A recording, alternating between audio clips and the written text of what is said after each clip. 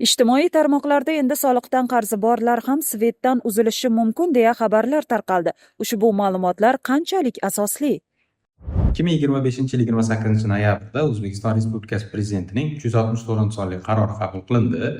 Unga ko'ra, endilikda jismoniy shaxslarning mol-mulk va yer solig'i bo'yicha 1 million so'mdan ortiq soliq qarzdorligini undirishda elektr energiyasining billing tizimi mexanizmidan foydalaniladi. Mazkur jarayon 2026-yil 1-yanvardan boshlab huquqiy eksperiment tariqasida Namangan viloyatida o'tkaziladi va so'ngra uning natijalari bo'yicha Soliq qo'mitasi tomonidan 2026-yil 1-oktyabrga qadar mazkur tajribani boshqa hududlarda ham qo'llash bo'yicha Vazirlar Mahkamasiga taklif kiritiladi. Bu o'rinda soliq to'lovchilarimiz tomonidan billing tizimi o'zi nima degan savol paydo bo'lishi tabiiy.